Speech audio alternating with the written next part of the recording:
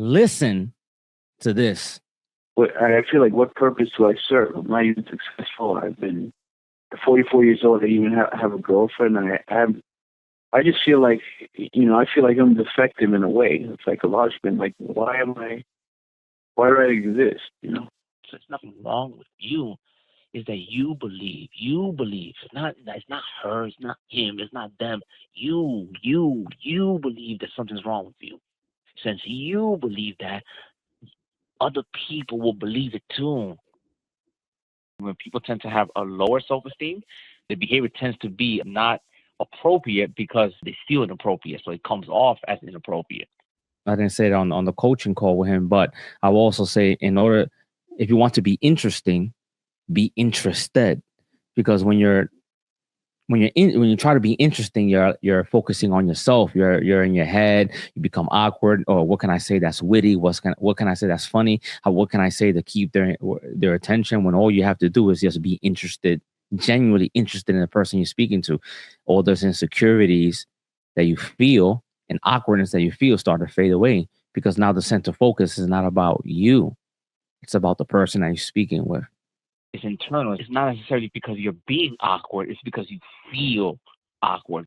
Well, I mean, I still feel like, I would say emotional trauma from, like, when I was interviewing after college, and I interviewed like almost every week, and the jobs, it was a good market, and I couldn't get hired, so I didn't succeed. So all that stuff affects me. So I mean, you go to interviews, you don't get they don't want to give you feedback because I guess they're afraid of being sued, or it doesn't benefit them. I received also, I mean, sometimes I receive feedback. I remember one time, like they told me that I just didn't have any chemistry, and I appreciate it. I thought it was weird, but I appreciate that honest feedback. He said that you had no chemistry, or there was no There was no chemistry. chemistry. There was no chemistry between me and I guess, the people I interviewed, the employer, And why did you think that was weird? because that's usually the terminology that you use for a date. Self projecting is a powerful thing. When you feel disempowered, you project that onto other people. You don't have to say it; people feel it. All right, what you said earlier about me being too much in my head. So, like, maybe that's for later. But do you have a way of stopping this? Me trying to tell you not to be inside your head, or if give you any techniques, right, quote unquote techniques to not be in your head, it's kind of like telling you cook this egg, but don't crack the shell. It's like how it's very contradictory. You need to have some type of success, some type of track record that's allowing you to build confidence. It's been proven, right?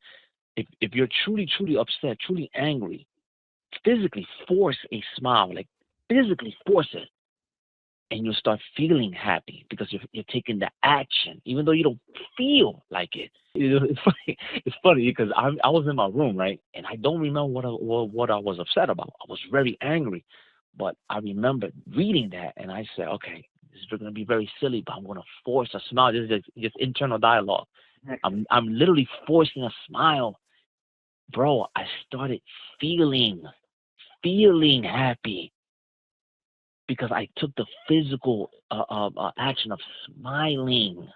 So let me give you an example, right? Right. So let's say this. Let's say that you walked in there, right?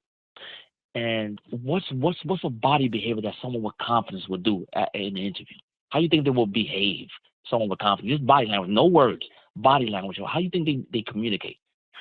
Like, the shoulders will be up, the head will be looking straight eye. Yes, yes. What else?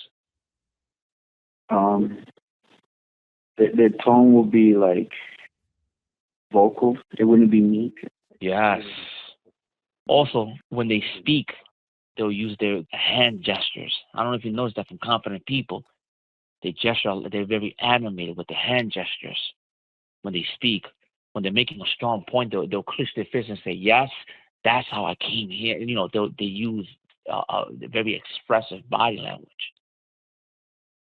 When you start doing it so much, you trick your mind. Yes, I am confident because you're physically taking the behavior of someone that's confident in the interview. You start emulating it, so your body starts believing it. That's why your mind believes it because the body is emulating it. It's very powerful. Best way to learn how to fly a helicopter is you don't look down. You look straight ahead. Once you look down, you start worrying, you start panicking, you start moving around, and you can even crash the helicopter. So what does that mean? How am I translating to you? Okay, don't focus on the fact that you made these mistakes in the past. It was awkward. That I don't have the energy. Forget about that. Don't look down. Okay, so we're gonna do this then. Oh, okay, you crazy son of a bitch. Okay, I believe it now. So I believe it because you're forcing your body, forcing your mind to believe it because you're taking physical action. So, like, can I tell you another story? Or of course, come on. I just don't want to, waste time or say something that, well, I'm just thinking you have a plan and, within the hour, at the 15-minute mark, I talk about this. And then, I really feel like my mouth is like a verbal contraceptive. And it's the energy that you give off. Like I felt it during the end. Hey, listen, listen, hey, JP, listen, I just want to be mindful of your time, man. I want to respect you.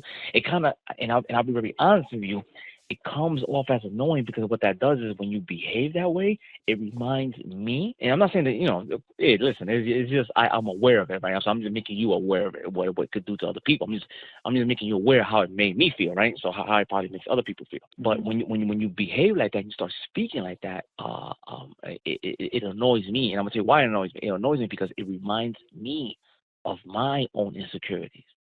So when you behave that way, right, you may remind people of their own insecurities.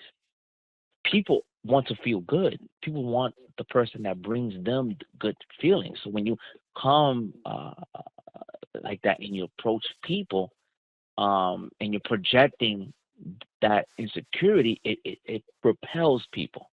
I saw something on Reddit, which I resonate with the thought. What was the blog thought? And the guy's like, well, I'm not gonna quote exactly what he said. You don't need self improvement to get laid. I mean, there are all sorts of druggies and junk addicts, and they have sex, Of course. And I sort of agree. I'm like, well, so what the fuck is wrong with me? I mean, come on, you could be like the worst person in the world and still get laid. I mean, obviously, you don't have to pay a dating coach to get laid. You can just go to a prostitute, pay a prostitute, boom, you're laid. Right? It doesn't take much effort to get laid. But to have a genuine connection with someone based on values, right, and virtues that you guys share, that's what's important.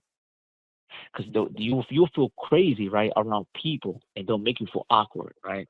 And you feel out of place if you're around people that don't share your values. But once you're around a circle of people that share your values, that awkwardness kind of disappears. Because remember, these crackheads, crackheads are going out with other crackheads, having sex. Because you attract who you are. Look at it this way: there's fear, right? Fear is your wall.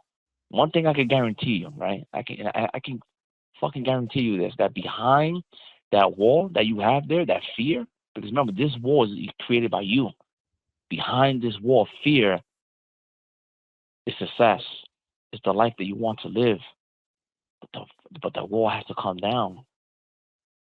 The fear that you feel is real, 100%. It's always going to be there. This idea that this notion that you can get rid of anxiety killer.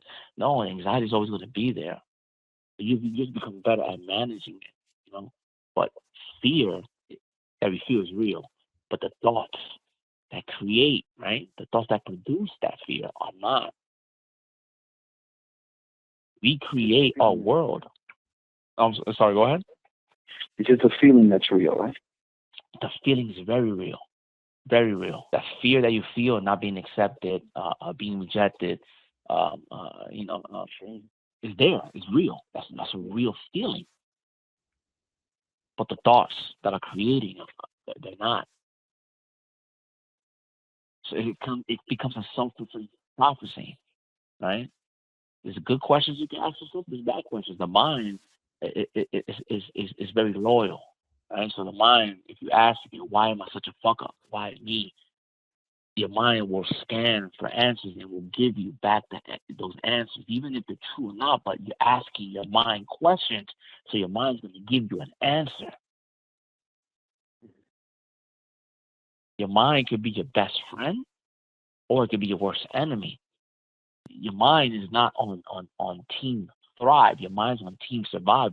Our minds evolved to the point they are now because to survive.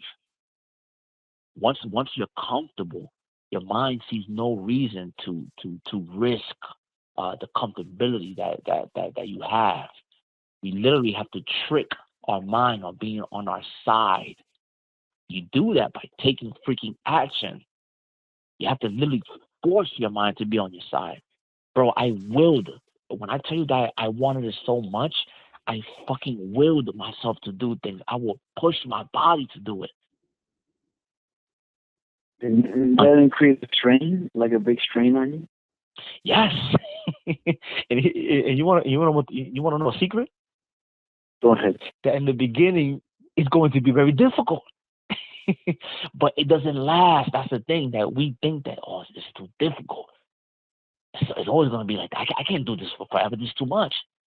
What we don't understand, because we don't have that track record, right? Those reference points, we don't understand that it's only going to be like this in the beginning. I guarantee you, if you can get over the first 30 days, that's when it starts becoming normalized in your brain. I don't know if you noticed it, but you notice that when I give public speak, I tend to be very animated with my body movements. I don't know if you noticed it. Yeah, I did. I do that because I have to. I make my mind. We're confident. We're confident. So my mind fucking believes that we are. I force it through my behavior. You have to literally get your mind on your side, bro. I don't like doing public. I don't like being in front of people. So when people see me and they see me in front of people, they see me doing so much movement. They see, wow, this guy's so confident. But what you don't know, right? What you don't know is that I'm so nervous. That's why you see the strong gestures in my movement, because I'm tricking my mind that yes, I am a confident speaker. I'm the best speaker.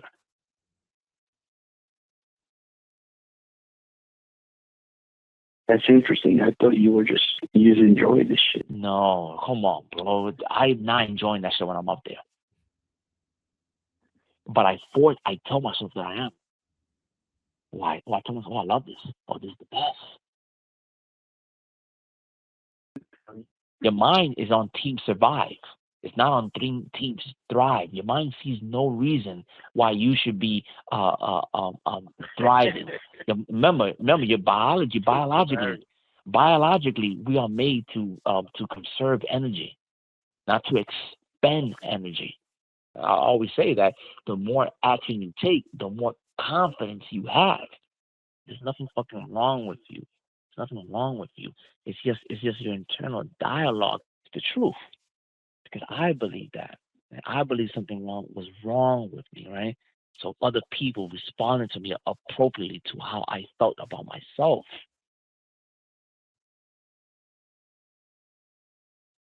If a man repeats a lie over and over, he will believe it to be true.